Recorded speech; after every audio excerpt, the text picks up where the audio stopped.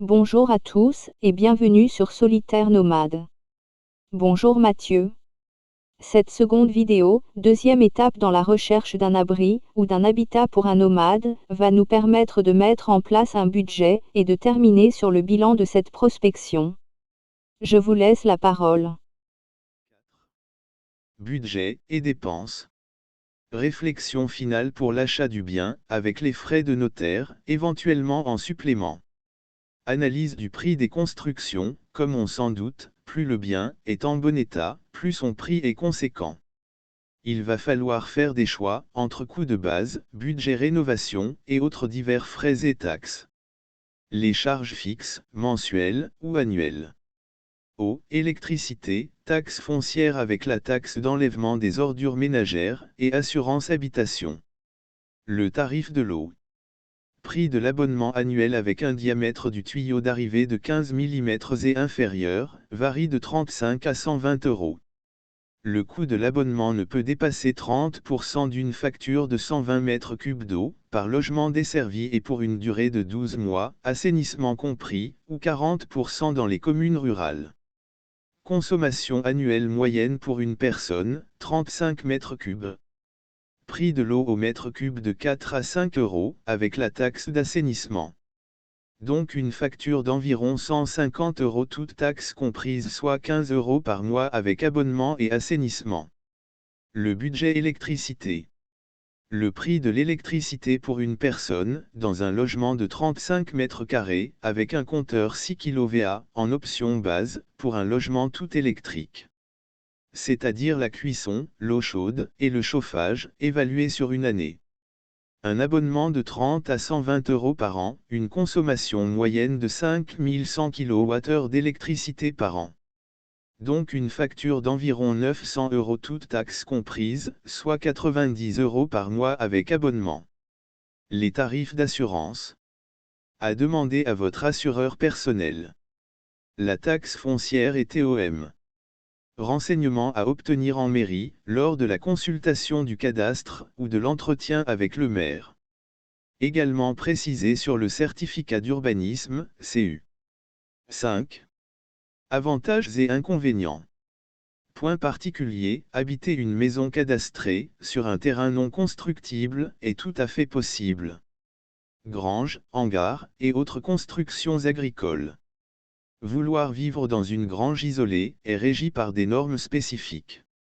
Elle stipule que lorsqu'une grange est bâtie sur une parcelle de terrain agricole, sans habitation autour, celle-ci est susceptible de tomber, sous le coup d'une interdiction de changement de destination.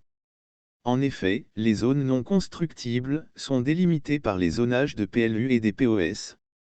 Par conséquent, aucun permis de construire, ou de changement de destination, ne peut être délivré, et donc aucune habitation officielle n'y est autorisée. Ruines, vestiges, décombres, habitat insalubre, construction en péril, ou menaçant ruine. Une ruine ne figurant pas sur le cadastre, ou bien juste en pointillé, et n'étant pas imposée au titre de la taxe foncière, ne sera pas réhabilitable. D'autres critères de réhabilitation seront exigés pour reconstruire un vestige architectural. Stationnement en habitat mobile ou roulant, et rappel sur l'interdiction de camping. L'article R 443-4 précise bien que le stationnement doit faire l'objet, s'il est supérieur à une durée de 3 mois par an consécutif ou non, d'une autorisation délivrée par la mairie de la commune. À défaut d'autorisation, la caravane doit être placée sur un terrain autorisé ou dans un garage. Les différences entre camper et stationner sont essentielles. Garer ou stationner son véhicule signifie qu'il repose sur ses 4 pneus, sans cale et sans objet extérieur, du genre table et chaise de camping, ou de jardin déployé.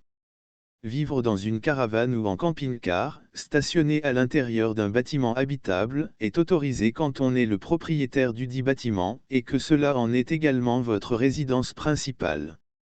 La construction habitable peut être de toutes les formes, natures ou genres tant que cela est une habitation au sens strict du terme, ou son usage dévolu tel que défini, au Code de l'urbanisme et de l'habitation. Lorsque le propriétaire de la caravane ou de l'habitat mobile ne l'utilise pas, il peut l'entreposer sur le terrain où est implantée sa résidence principale, sous certaines conditions. Moins de 3 mois par an, vous pouvez installer votre caravane dans votre jardin sans autorisation, si vous ne l'utilisez pas comme demeure ou comme annexe à votre logement. La caravane doit conserver en permanence ses moyens de mobilité, roues, barres de traction, afin de pouvoir quitter son emplacement à tout moment. Plus de 3 mois par an, l'installation de votre caravane dans votre jardin est soumise à une déclaration préalable à déposer en mairie. Vous devez utiliser le formulaire CERFA numéro 13404. Le chalet de montagne comme par exemple de type savoyard ou vosgien.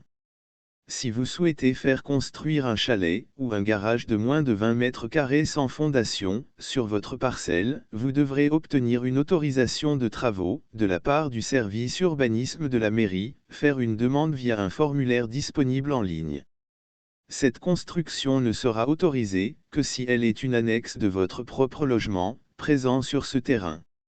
En aucun cas, vous ne pouvez édifier une construction à usage de logement, de type chalet de montagne, sans permis de construire sur un terrain à bâtir, viabilisé ou non, et en tout point conforme au Code de la construction et de l'habitation. Cas particulier, habitation légère et démontable, ou habitat léger de loisirs, HLL, et les pastilles en zone non constructible et les zones d'assainissement. En théorie, on ne peut pas installer un habitat même démontable sur un terrain non constructible. Néanmoins, depuis la loi Allure, le PLU a délimité des pastilles, des terres normalement non constructibles, réservées aux habitations légères et démontables de type yourte, tiny house, tipi, roulotte. Il est donc possible d'installer à l'année son habitation démontable ou mobile, uniquement si le terrain non constructible est une pastille. Dans les faits, peu de mairies ont accepté d'aménager ces pastilles dans leur PLU. En revanche, il est tout à fait possible d'installer une habitation alternative sur un terrain constructible, mais il faut que le logement respecte le zonage d'assainissement. Si l'habitation est en zone d'assainissement collectif, alors la résidence doit être raccordée au système d'évacuation des eaux usées de la commune. Si l'habitation est en zone d'assainissement individuel ou autonome, alors l'habitation doit disposer d'un système autonome d'assainissement. Constat. Une construction est déclarée à usage d'habitation quand elle a été construite, autorisée ou son usage modifié officiellement. Habiter un garage, un hangar ou un abri de jardin est interdit. Mais poser sur un terrain agricole, en zone A, une caravane pour y vivre pendant 3 mois est autorisée, puis ensuite la rentrée sous la grange pendant l'hiver est autorisée. Mais vous ne pouvez pas y habiter durant cette période car la grange, par construction donc par nature est inhabitable. Dans beaucoup de situations, il faudra obtenir l'autorisation de la mairie avant toute installation, pour éviter une procédure juridique à votre encontre. Attention, la zone N étant très limitative en termes d'acceptation, même provisoire. 6. Analyse et enseignement. Le proverbe « pour vivre heureux, vivons cachés » n'est plus aujourd'hui envisageable, et le nomade en camping-car en est le témoin chaque jour. Il y a peu ou pas d'endroits très longtemps cachés. Un voisin, un agriculteur, des promeneurs, des cueilleurs de champignons, des chasseurs, auront au fait de remarquer votre présence et de prévenir la mairie. Vous verrez arriver rapidement le maire, ou les gendarmes. Une fois les constatations faites, et le procès-verbal rédigé, il sera difficile de justifier la situation. Une fois la machinerie administrative et juridique lancée, plus rien n'empêchera le système de vous broyer. Même votre bonne foi ne suffira pas à arrêter le processus enclenché. Le changement d'usage ou changement de destination d'un bâtiment étant également une longue procédure, même quand celui-ci se trouve en terrain constructible. Merci Mathieu, pour ces 2 reportages, qui vont faciliter notre recherche d'un habitat ou d'un abri pour solitaires nomades. En espérant que cela aidera également d'autres internautes, sur YouTube ou d'autres réseaux. À très bientôt, sur la chaîne Solitaire Nomade. Vous pouvez également nous retrouver sur le blog Solitaire Nomade ou sur le site web.